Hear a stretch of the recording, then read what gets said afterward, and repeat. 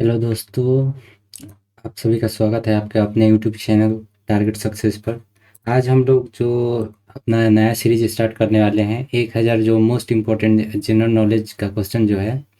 अब जानते हैं कि बहुत सारे अब एग्ज़ाम्स लगातार होने वाले हैं, वो बीपीएससी का है, बीएचएससी का हो या फिर एसएससी के भी कई एग्ज़ाम्स होने वाले हैं। तो हम लोग इसमें एवरग्रीन जितने भी मोस्ट इम्पोर्टेंट क्वेश्चन होते हैं उन्हीं को हम लोग रिवीजन फॉर्मेट में मतलब हम लोग रिवाइज करेंगे, क्योंकि वो एमसीक्यू फॉर्मेट में बहुत ज़्यादा देर हो जाता है। और उसके बाद इसमें एक ये भी हो रहता है कि आप कुछ काम करते हुए भी इसको सुनकर आप रिवाइज कर सकते हैं। तो इसी मोटिव के साथ हम इसको स्टार्ट कर रहे हैं। रोज़ हम लोग लगभग 100 प्रश्न करेंगे इसमें से, और कुछ एक्स्ट्रा फैक्ट भी अगर होगा तो हम वहाँ पे आपको बताते चलेंगे। तो चलिए शुरू करते हैं। हमारा पहला जो प्रश्न है, सबसे पहले आप लोग देखिए, अगर पसंद आता है तो चैनल को सब्सक्राइब कीजिए और वीडियो को लाइक कीजिएगा। तो चलिए शुरू करते हैं। हमारा जो पहला प्रश्न है, चंपारण सत्याग्रह कब हुआ था? चंपारण सत्याग्रह 1917 ईस्वी में हुआ था। ये जो सत्याग्रह शब्द का पहला प्रयोग जो हुआ था इसी में गांधी जी ने किया था 1915 में, 9 जनवरी को आने के बाद। याद रखिएगा, 9 जनवरी को जब गांधी जी आए थे तो उसी उसी दिन को प्रवासी भारतीय दिवस के रूप में मनाया जाता है। उसके बाद से जो है कि यह पहला जो सत्याग्रह का प्रयोग इन्होंने यहीं पे किया था, चंपारण में। उसके बाद खेड़ा सत्याग्रह कब हुआ था? तो खेड़ा सत्याग्रह 1918 में होता है। उसके बाद सविनय अवज्ञा आंदोलन कब हुआ था? तो सविनय अवज्ञा आंदोलन जो है 1930 में होता है। और एक बात ये भी ध्यान रखना है कि सविनय अवज्ञा आंदोलन का जो प्रारंभ है वो दांडी मार्च से होता है। ये प्रश्न जो है बीपीएससी में 2 बार आ चुका है। उसके बाद एक बार ये भी प्रश्न पूछा गया था कि जो दांडी मार्च है मतलब सविनय अवज्ञा कहाँ से प्रारंभ हुआ था? तो अगर कहाँ से प्रारंभ हुआ था ये आएगा तो उसका आंसर होगा साबरमती आश्रम से। तो इसका पूरा जो बैकग्राउंड डिटेल है कि जब गांधी जी ने साबरमती आश्रम से लेकर दांडी तक यात्रा की थी, ठीक है, 24 दिनों में 78 अनुयायियों के साथ। तो समझ सकते हैं, तो उसी टाइम से स्टार्ट होता है गांधी जी का सविनय अवज्ञा आंदोलन। ठीक है, अगला देखते हैं कि भारत छोड़ो आंदोलन कब हुआ था? तो भारत छोड़ो आंदोलन 1942 में हुआ था। उसके बाद अगला प्रश्न है कि बौद्ध संगीति के आयोजन स्थलों का सही कालानुक्रम बताइए। कालानुक्रम के अनुसार है, सबको सही से बताना है।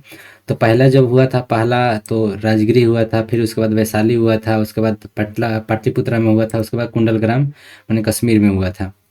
तो प्रथम बौद्ध संगीति कब और किसके शासनकाल में हुआ था? तो पहला जो हुआ था 483 ईसा पूर्व में राजगृह में अजात शत्रु के शासनकाल में हुआ था। ये आपको ध्यान रखना है। अजात शत्रु, राजगृह, अजात शत्रु, राजगिरी, अजातशत्रु, 483। 483 आप नहीं भी मतलब याद कर सकते हैं। राजगिरी और अजातशत्रु ये याद करना बहुत जरूरी है। पहला जो बौद्ध संगीति है कहाँ हुआ था? तो राजगिरी में हुआ था, अजातशत्रु के शासनकाल में हुआ था। द्वितीय बौद्ध संगीति कहाँ कब और किसके शासनकाल में हुआ था? तो जो द्वितीय बौद्ध संगीति है इसके 100 साल बाद यानी 383 ईसा पूर्व में वैशाली के कालाशोक के शासनकाल में हुआ था। वैशाली में हुआ था, कालाशोक के शासनकाल में हुआ था। ध्यान रखना है, 383 ईस्वी, 100 वर्ष बाद। उसके बाद जो अगला प्रश्न है कि तृतीय बौद्ध संगीति कहाँ हुआ था और किसके शासनकाल में हुआ था? तो तृतीय बौद्ध संगीति जो है 251 ईसा पूर्व में जो है कि पाटलिपुत्रा में अशोक के शासनकाल में हुआ था। अशोक मौर्य वंश के शासनकाल में पाटलिपुत्रा में हुआ था। ध्यान रखना है, तृतीय बौद्ध संगीति।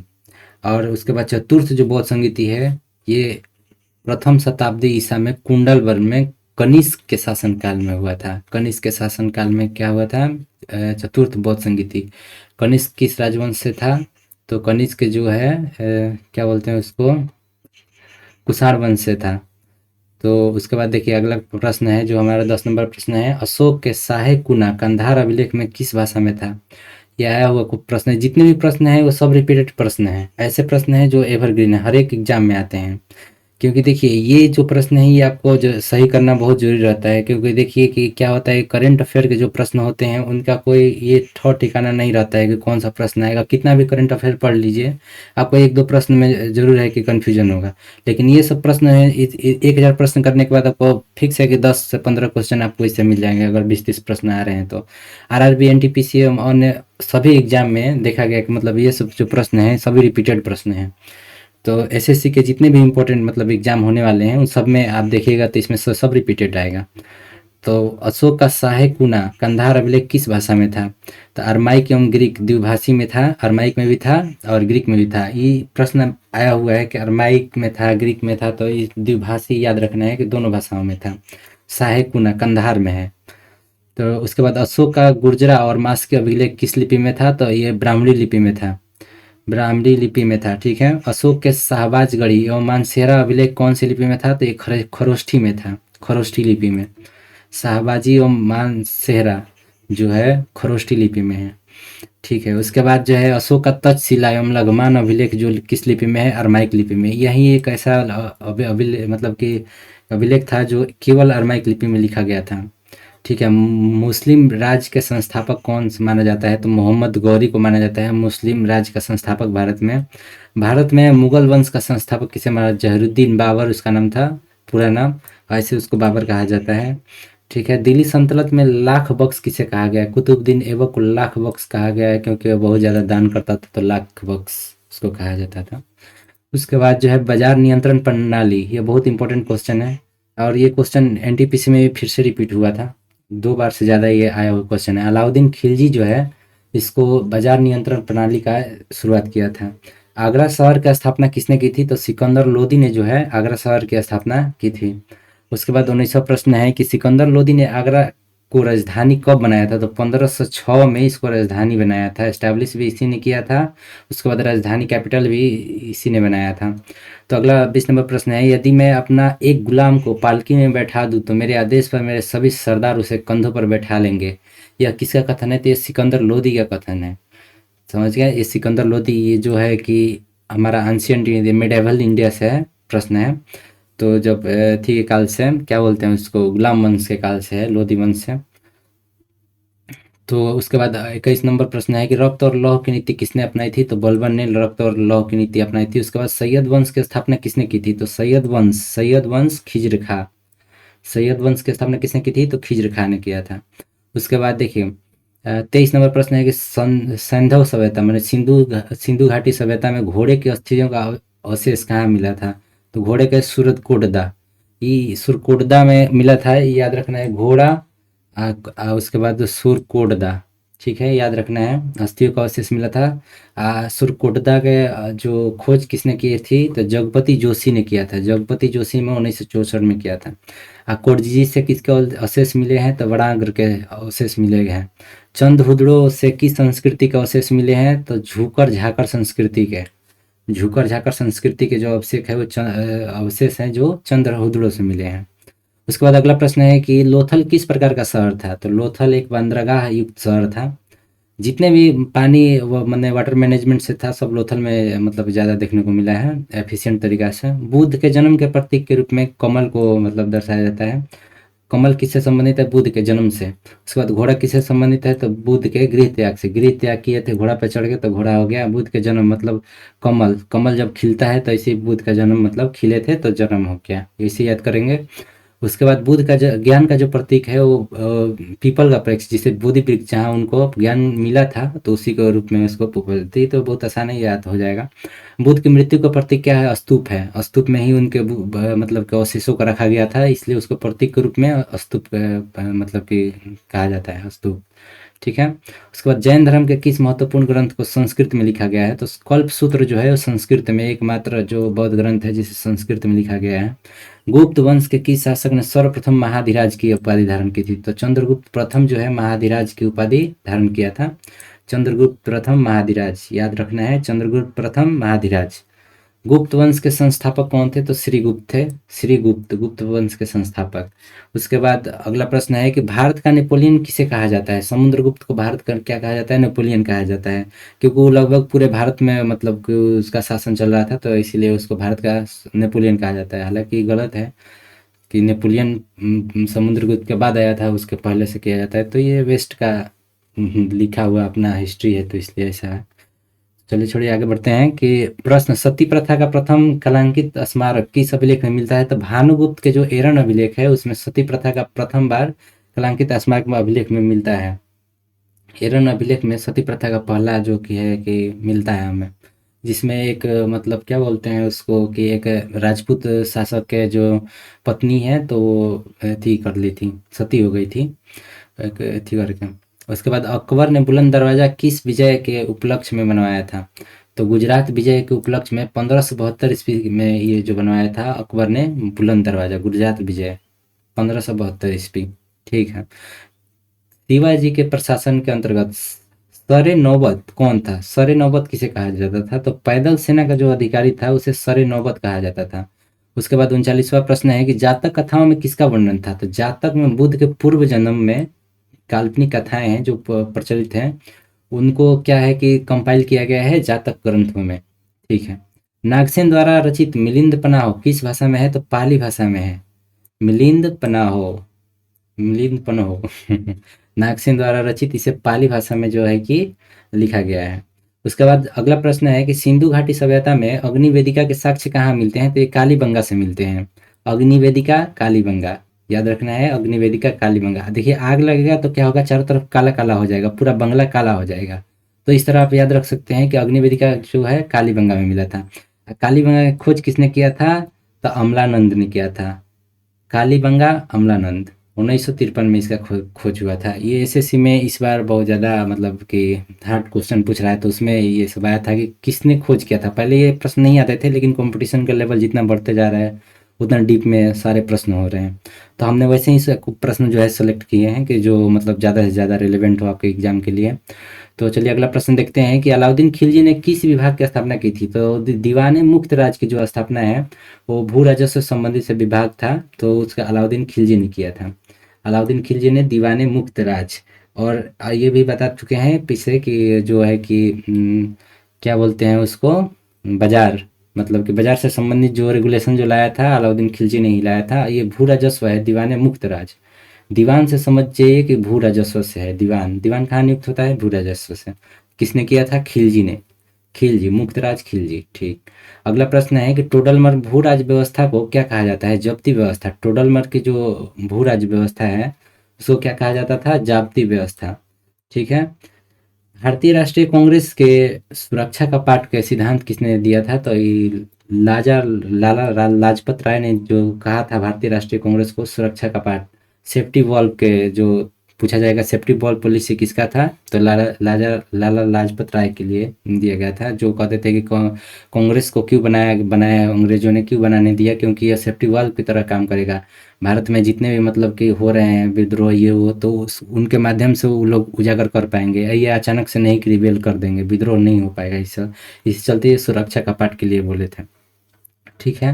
तो हमारा 46 नंबर प्रश्न है कि सांप्रदायिक चुनाव की प्रक्रिया में किस अधिनियम के तहत प्रारंभ हुई थी? तो 1919 में मार्लियामेंटल सुधार अधिनियम के तहत जो है सबके लिए अलग अलग, मतलब कि हिंदू के लिए अलग, मुस्लिम के लिए अलग, महिलाओं के लिए अलग जो है कि क्या बोलते हैं उसको, चुनाव प्रक्रिया मतलब कि दे दिया गया था। ठीक है। कि ये जो आपका कॉन्स्टिट्यूंसी है यहाँ से मुस्लिम ही मतलब कि वोटर, मतलब कि क्या करते हैं उसको, उम्मीदवार खड़ा होंगे, यहाँ से इसे रिजर्व किया कर दिया गया था अलग अलग। तो उसके बाद जो है कि 47 नंबर प्रश्न है कि गंगा यमुना नदियों का सर्वप्रथम उल्लेख किस वेद में मिलता है? तो यहाँ पे देखेंगे कि ऋग्वेद में जो है गंगा और यमुना नदियों का सर्वप्रथम उल्लेख मिलता है। जैन मत में संथारा जो है, संथारा का क्या तात्पर्य है? तो उपवास, उपवास द्वारा प्राण त्यागने की एक अनुष्ठान है। ये ध्यान दीजिएगा, एक गुप्ता किंग है, उन्होंने भी जो है संथारा किया था। आपको बताना है कौन से गुप्ता किंग है जिन्होंने संथारा द्वारा अपना प्राण त्याग किया था। अरे वाह, इधर आगे ही भी किया। सम्राट चंद्रगुप्त मौर्य ने किस पद्धति द्वारा अपने प्राण त्याग किया था? सलेखना पद्धति द्वारा, सलेखना। ठीक है, संथारा सलेखना किए। उसके बाद 50 नंबर प्रश्न है कि प्रतीत समुत्पाद का सिद्धांत किस धर्म से संबंधित है? तो ये बौद्ध धर्म से संबंधित है। ठीक है। जैसा प्रतीत होगा वैसा ही उत्पाद होगा, प्रतीतय समानुपात, शायद इसका अर्थ यही होता होगा। उसके बाद अगला हम लोग प्रश्न देखते हैं कि अशोक ने गाया जिले में बराबर की पहाड़ियों पर किसके लिए गुफाएं खुदवाई थी? तो ये आजीवक संप्रदाय के लिए अशोक ने जो है कि गुफाएं खुदवाई थी। बराबर पहाड़ियों में किसने? अशोक ने। किसके लिए? तो आजीवक संप्रदाय के लिए। चलिए अगला प्रश्न देखते हैं। प्रश्न है 52 है कि मुस्लिम लीग ने सीधी कार्यवाही दिवस, प्रत्यक्ष कार्यवाही दिवस किस दिन को मनाया था? तो 16 अगस्त 1946 को जो है कि डायरेक्ट एक्शन डे जो है मनाया था। अरे बहुत मारकाट हुआ था जी। उसके बाद देखिए कि क्वेश्चन नंबर 53 जो है, भारतीय राष्ट्रीय कांग्रेस के प्रथम मुस्लिम जो अध्यक्ष है कौन बने थे? तो बदरुद्दीन तैयब जी जो है भारतीय राष्ट्रीय कांग्रेस के प्रथम मुस्लिम अध्यक्ष बने थे। उसके बाद अगला प्रश्न है कि शिवाजी के मंत्रिपरिषद को क्या कहा जाता था? अष्ट प्रधान, क्योंकि 8 प्रधान थे उनमें, तो इसलिए अष्ट प्रधान उनमें कहा जाता था। उसके बाद जो है कि 55 नंबर प्रश्न है कि हड़प्पा सभ्यता के सबसे उत्तरी पूरा स्थल कौन सा है? तो मांडा जो है, मांडा कश्मीर, तो ये सबसे उत्तरी अभी तक माना गया है। उससे उत्तर भी और भी है, लेकिन वो इतना रिलेवेंट नहीं है, बहुत छोटा छोटा साइट होगा, तो इसकी वजह से इसको माना गया है कि भारत में सबसे उत्तरी जो है मांडा है। तो चलिए, हड़प्पा सभ्यता के सबसे दक्षिणी प्रस्थ कौन है? तो दैमाबाद को सबसे दक्षिणी के रूप में कंसीडर किया जाता है। ये सारे प्रश्न प्रश्न जो है वेरीफाइड हैं, एकदम ध्यान से, एकदम मतलब कि विश्वास करके आप एकदम इसका याद कर सकते हैं, कोई दिक्कत नहीं है। इसको डबल वेरिफिकेशन किया गया है एआई की मदद से, तो एकदम निश्चिंत होकर आप इसको याद कर सकते हैं। मोहम्मद बिन तुगलक के अंतर्गत दीवाने कोही विभाग का क्या कार्य था? तो ये कृषि की उन्नति के देखभाल करता था कि कृषि में कितना उत्पाद नहीं हो रहा है, तो क्या हो रहा है, तो इसी के जो निरीक्षण के लिए जो बनाया था मोहम्मद बिन तुगलक ने एमबीटी, एमबीटी जो है दीवाने कोही, कोही का जो है कि बनाया था। उसके बाद गांधी जी के द्वारा जो भारत में चलाया गया प्रथम वास्तविक जो किसान सत्याग्रह है, खेड़ा किसान सत्याग्रह को था, जो चलाया गया था गांधी जी के द्वारा। तो अगला प्रश्न है कि इंडिया होम रूल सोसाइटी की स्थापना किसने की थी? इंडिया होम रूल सोसाइटी की स्थापना किसने की थी? तो श्यामजी कृष्ण वर्मा ने 1905 में लंदन में जो किया था इंडियन होम रूल सोसाइटी के गठन। कहाँ? श्यामजी कृष्ण वर्मा, याद रखिएगा, 1905 में लंदन में। इंडियन है लेकिन लंदन में हुआ था, ध्यान रखिएगा। उत्तर वैदिक काल में समाज का विभाजन का प्रमुख आधार जो है वर्ण व्यवस्था था। उत्तर वैदिक काल में, एक बात ध्यान रखिएगा कि ये उत्तर वैदिक काल में, क्योंकि जो ऋग वैदिक काल है उसमें वर्ण व्यवस्था का जो है कि ऐसे नहीं था, जन्म के आधार पर नहीं था, कार्य के आधार पर प्रथा हो सकता था, लेकिन वर्ण व्यवस्था का प्रथम जो आधार, मुख्य आधार जो है वैदिक, उत्तर वैदिक काल आते आते हो गया था।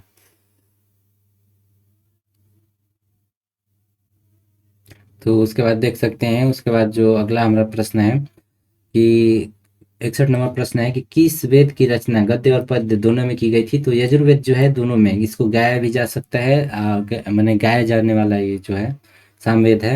यजुर्वेद में दोनों है, गद्य और पद्य। और इसके बाद देखते हैं अगला जो प्रश्न है हमारा कि 62 नंबर, जैन ग्रंथ जो है उत्तराध्ययन सूत्र के अनुसार 22वें तीर्थंकर अरिष्टनेमी किसके समकालीन थे? 22वें तीर्थंकर कौन थे? इस प्रश्न से ही कुछ प्रश्न मिल जाते हैं कि 22वें तीर्थंकर जो थे अरिष्टनेमी थे, वासुदेव कृष्ण के जो है कि ये समकालीन थे। ये किस में पता चलता है? उत्तराध्ययन सूत्र में, जैन ग्रंथ के उत्तराध्ययन सूत्र में ये हमें पता चलता है कि वासुदेव कृष्ण जो है 22वें तीर्थंकर अरिष्टनेमी के समकालीन थे। अशोक के 7वें बृहत स्तंभ लेख में किसका उल्लेख मिलता है? तो आजीविक संघों का उल्लेख जो है मिलता है, अशोक के 7वें बृहत स्तंभ लेख। इन्हीं के लिए बराबर की गुफाओं बनाए थे। हमने ऊपर प्रश्न में देखा था कि अशोक ने बराबर की गुफाओं किसके लिए बनाया था? गया में ताजिकों के लिए बनाया था। तो चलिए, भारतीय राष्ट्रीय कांग्रेस के प्रथम अंग्रेज अध्यक्ष कौन थे? तो जॉर्ज यूले थे। जॉर्ज यूले जो थे प्रथम भारतीय राष्ट्रीय कांग्रेस के अंग्रेज अध्यक्ष थे। उसके बाद अगला प्रश्न है 65 नंबर प्रश्न है कि कांग्रेस के प्रथम महिला अध्यक्ष कौन बनी थी? तो एनी बेसेंट जो है प्रथम महिला अध्यक्ष बनी थी। याद रहे कि भारतीय नहीं, प्रथम महिला अध्यक्ष जो है एनी बेसेंट बनी थी। अब भारतीय महिला अध्यक्ष प्रथम जो बनी थी सरोजिनी नायडू थी। सरोजिनी नायडू जो थी वो प्रथम भारतीय महिला अध्यक्ष बनी थी कांग्रेस के। चरक संहिता की रचना किसने की थी? तो इसने चरक ने की थी, चरक संहिता। ठीक है। उसके बाद प्रश्न, निंघुट की रचना किसने की थी? तो धन्वंतरी ने की थी। निंघुट, याद रखना है, निंघुट धन्वंतरी। थोड़ा सा कंफ्यूजन रहता है, आप एक बार और दो बार पढ़ेंगे तो देखिए दोनों में बिंदु है, तो आप ऐसे करके याद कर सकते हैं, निंघुट धन्वंतरी। ठीक है। उसके बाद रस्तनाकर रस्तनाकर की रचना किसने की थी? प्रश्न है कि रस्तनाकर की रचना किसने की थी? तो नागार्जुन जो है कि रस्तनाकर की रचना की थी। उसके बाद भारतीय संविधान में समवर्ती सूची की अवधारणा कहाँ से ली गई थी, ली गई है? तो ऑस्ट्रेलिया से है। ऑस्ट्रेलिया में समवर्ती सूची, जैसे राज्य सूची होता है, केंद्र सूची होता है, तो वैसे ही समवर्ती सूची। ठीक है। उसके बाद जो है कि भारतीय संविधान का सबसे बड़ा एकांकी स्रोत क्या है? तो भारतीय शासन अधिनियम 1935 जो है कि हमारा लिया गया सबसे बड़ा स्रोत है। इसी से सबसे ज़्यादा आर्टिकल्स लिए गए हैं। भारतीय संविधान में सबसे बड़ा कंट्रीब्यूट किसका है? तो 1935 के शासन अधिनियम जो आया था एक्ट, उसके। ठीक है। उसके बाद भारत शब्द का सर्वप्रथम उल्लेख कहाँ मिलता है? तो पुराणों में भी मिलता है भारत का सर्वप्रथम उल्लेख। इंडिया शब्द की उत्पत्ति किस भाषा में हुई है? तो यूनानी, ग्रीक भाषा में जो है कि इंडिया शब्द की उत्पत्ति हुई है, यूनानी। ये याद रखना है कि इंडिया यूनानी। ठीक, बहुत आसानी से याद हो जाएगा। उसके बाद अलकनंदा और भागीरथी के संगम पे कौन सा प्रयाग स्थित है? तो देव प्रयाग जो है अलकनंदा और भागीरथी, अलकनंदा और भागीरथी देव। तो देखिए अलकनंदा जो है और भागीरथी है जो दोनों मिलकर देव प्रयाग में गंगा बनाती है। देवप्रयाग से कौन सी नदी निकलती है? देखिए आइएगा क्वेश्चन कि गंगा नदी जो है देवप्रयाग से निकलती है। एक बात ध्यान रखना है, देवप्रयाग में कौन कौन मिलती है? अलकनंदा और भागीरथी। कौन सा नदी बनती है दोनों के मिल से? तो गंगा नदी बनती है देवप्रयाग में, मतलब भगवान उनको गंगा जी का अवतार दे देते हैं, मान लीजिए ऐसे। उसके बाद 76 नंबर प्रश्न है कि सतलज और काकी नदी के बीच हिमालय को क्या कहा जाता है? काली नदी के बीच, सॉरी, सतलज और काली नदी, सतलज यहाँ हो गया, काली नदी के बीच के जो कुमाई हिमालय है, यानी नेपाल हिमालय से जो पहले है कुमाई हिमालय। कुमाई हिमालय का जो सबसे ऊंची चोटी है उसे क्या कहा जाता है? तो नंदा देवी जी कहा जाता है कुमाई हिमालय का सबसे ऊंची चोटी। एक बार ध्यान रखिएगा, कुमाई हिमालय की सबसे ऊंची चोटी नंदा देवी। नेपाल हिमालय की सबसे ऊंची चोटी कौन सी है? तो माउंट एवरेस्ट, जो पूरे हिमालय की भी ऊंची चोटी है। एक बात ध्यान रखना है। उसके बाद हॉट स्पॉट शब्द का मतलब कि सबसे पहले किसने दिया था? तो नॉर्मन मैथन ने जो है हॉटस्पॉट का, ये हॉटस्पॉट मोबाइल वाला हॉटस्पॉट नहीं है, ये बायोडाइवर्सिटी हॉटस्पॉट होगा। 1988 में जो नॉर्मन मैथन ने दिया था, मैसत ने दिया था। ठीक है, भारत में लंदन की लकड़ी के वन कहाँ पाए जाते हैं? तो चंदन की लकड़ी के वन कहाँ पाए जाते हैं? चंदन की लकड़ी के वन जो है नीलगिरी की पहाड़ियों में चंदन की लकड़ी को अधिकता पाया जाता है भारत में। तो नीलगिरी की पहाड़ियों में। ध्यान रखना है, पुष्पा 2 में कहाँ? साउथ में। तो प्रथम भारत में 81 देखेंगे कि भारत में प्रथम जनगणना कब हुआ था? तो 1872 में लॉर्ड मेयो के शासनकाल में हुआ था, लेकिन ये कंटिन्यूअस नहीं था। ठीक है। उसके बाद दामोदर घाटी नदी घाटी परियोजना किस मॉडल पे आधारित है? तो यूएस के टेनेसी नदी है उसी के मतलब आधार पे इसको बनाया गया है। किसको? दामोदर नदी घाटी, टेनेसी नदी के मॉडल पे। ठीक है। दामोदर को ही झारखंड का सबसे सुख कहा जाता है। उसके बाद देखिए कि स्वैच्छिक वाहन स्क्रैपिंग नीति के तहत वाणिज्यिक वाहनों की सीमा कितने वर्ष तक रखी गई है? 15 वर्ष तक। स्क्रैपिंग मतलब कि हटा देना है। 15 वर्ष के बाद अगर आपका वाहन पुराना हो गया तो आप उसको स्क्रैप करवा दीजिए, मैंने कबाड़ी में ले जाकर बेच दीजिए, तुर तार के फेंक दीजिए। उसके बाद जो है भारतीय रिजर्व बैंक को किसको ऋण नहीं देता है? निर्यातकों को। निर्यातकों को जो है ऋण नहीं देता है। क्यों नहीं देता है? कैसे? उसके लिए एग्जिम बैंक है, मतलब कि एक्सपोर्ट इंपोर्ट बैंक, तो वो ऋण देगा जो जिसको एक्सपोर्ट इंपोर्ट करना है। ठीक है, ध्यान रखना है। ये आता है प्रश्न कि कौन ऋण दे सकता है, तो उसमें देखिएगा ये जो है भारतीय रिजर्व बैंक इनको ऋण नहीं देता है। चलिए, उसके बाद जो है कि 85 नंबर प्रश्न है कि गरीबी हटाओ रोजगार बढ़ाओ का नारा किस पंचवर्षीय योजना में दिया गया था? तो 5वीं पंचवर्षीय योजना में। ये बहुत इंपॉर्टेंट है, इसको ध्यान रखिए।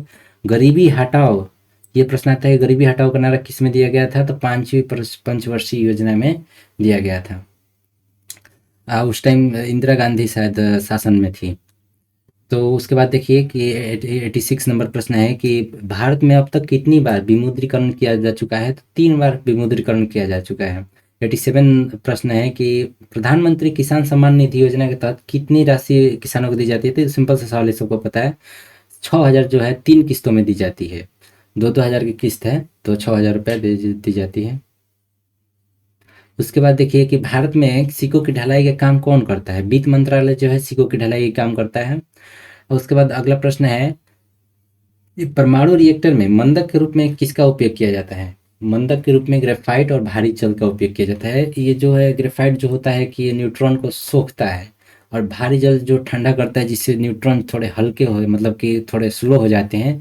तो दोनों ड्यूटेरियम ऑक्साइड जो कि है D2O, तो ऑब्जर्व करता है, दोनों जो है न्यूट्रॉन को ऑब्जर्व करता है, जिससे थोड़ा सा उसको कंट्रोल किया जाता है। उसके बाद जो है कि फोटोग्राफी में किस रसायन का उपयोग किया जाता है? तो सिल्वर ब्रोमाइड को फोटोग्राफी के रूप में उपयोग किया जाता है। उसके बाद प्रश्न है कि कृत्रिम रूप से मानव द्वारा निर्मित प्रथम धान्य धान्य प्रजाति,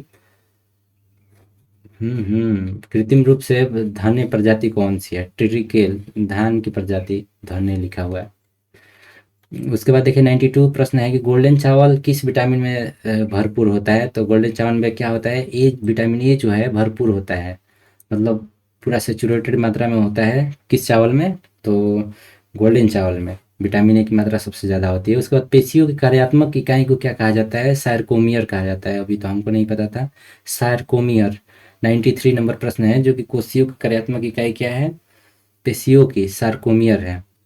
उसके बाद 94 नंबर प्रश्न है कि पानी में बर्फ कितना भाग पानी के सतह पर रहता है? तो 110, मतलब कि वह 1/10 भाग जो है पानी के सतह पर रहता है।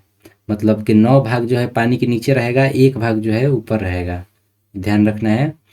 उसके बाद जो है कि प्रश्न 95 नंबर प्रश्न है कि एलईडी का पूर्ण रूप क्या है? तो लाइट एमिटिंग डायोड याद रखना है, जो एलईडी का पूर्ण रूप है। उसके बाद जो 96 प्रश्न है, 96 नंबर प्रश्न है कि ध्वनि का भेद किससे किया जाता है?